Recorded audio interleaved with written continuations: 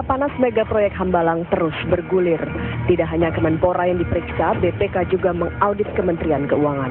Pengakuan Andi Malarangeng yang berulang kali menyebutkan tidak terlibat dalam proyek Hambalang memancing keheranan Menteri Keuangan Agus Martowardoyo.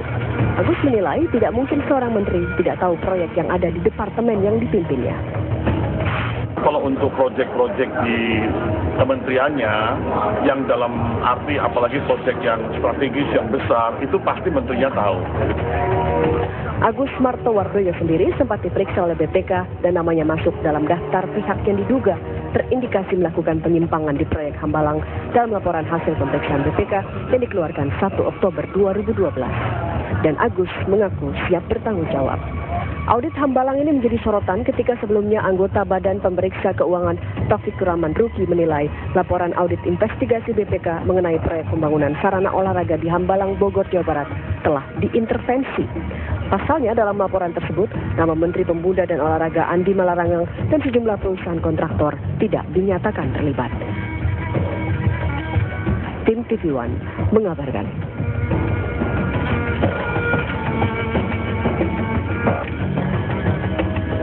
Pak Baharudin, kita udah mulai lagi nih. Tadi ada pernyataan dari Pak Taufikur Rahman Ruki yang kami sempat buatkan grafisnya. Tulisannya adalah begini, kalau di hasil audit itu tidak ada nama Menpora, maka saya tidak mau menandatangani laporan itu.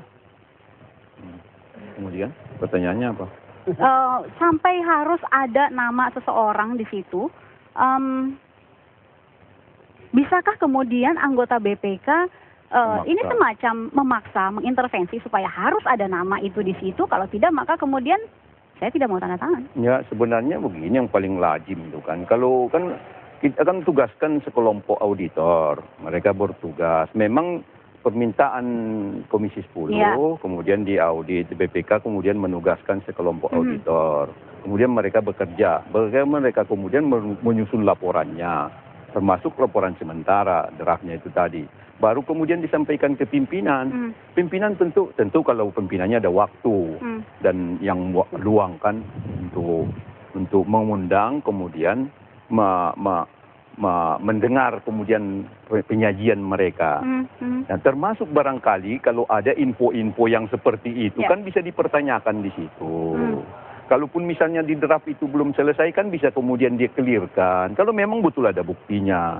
Dan saya pikir teman-teman di auditor itu juga apalagi dalam kasus seperti ini yang sudah begitu merebak dan bahkan sudah masuk ke proses penyidikan di KPK, enggak semudah itu untuk diintervensi. Paling-paling mereka kan barangkali hati-hati, ya kan? Nah, kalau pimpinan misalnya menginginkan seperti itu kan harus dikumpul lagi apanya. Apalagi kalau katakanlah ada info seperti itu, ternyata kemudian ketika terdakwanya DK mengatakan dia begini. Kan bisa diperdalam kembali gitu loh. Makanya memang audit investigasi itu butuh waktu dan memang ketelatenan. Karena sudah 9 bulan nih, terhitung sudah 9 bulan. Seharusnya memang sudah, kalau memang serius ya. Kalau seharusnya memang sudah? Ya kalau saya pikir sebenarnya memang sudah pantas untuk diserahkan. Baik. Pak Zulfadli mengatakan kalau ada nama-nama yang hilang, ini ada yang janggal. Janggalnya di mana? Kalau karena ini kan tindak lanjut dari kerja Panja Hambalang. Jadi sambil audit BPK bekerja, Panja Hambalang juga melakukan penelitian terhadap proses perencanaan sampai dengan pelaksanaan proyek Hambalang ini. Dan untuk Anda 2 nama ini menghilang juga mengherankan? Maksud 2 nama? Nama-nama yang dikatakan oleh Pak Ruki hilang. Oh ya, kalau saya hanya melihat kejanggalan kalau nama Menpora tidak masuk. Mengapa?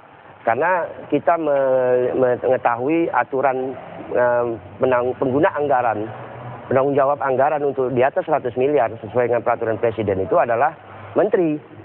Jadi alangkah janggalnya kalau terjadi penyimpangan terhadap proyek ini melibatkan beberapa institusi dan beberapa kementerian, tetapi penanggung jawab di kementerian itu tidak ikut. Nah, itu. Baik, kalau menurut Anda kira-kira tangan siapa yang bisa mencabut nama ini dari hasil investigasi? Saya belum bisa menduga, tapi dengan pernyataan Pak Taufikur Rahman Ruki, saya melihat bahwa memang indikasi adanya intervensi itu ada. Cuma apakah ini dari luar atau dalam, saya belum bisa melihat. Tapi sekarang kita melihat kepentingannya. Dari luar yang berkepentingan siapa untuk mencabut itu, dan kalau dari dalam siapa yang berkepentingan? Ya jelas karena ini kan audit investigasi yang menjadi perhatian publik. Kemudian ada proses hukum yang sedang dilakukan oleh KPK.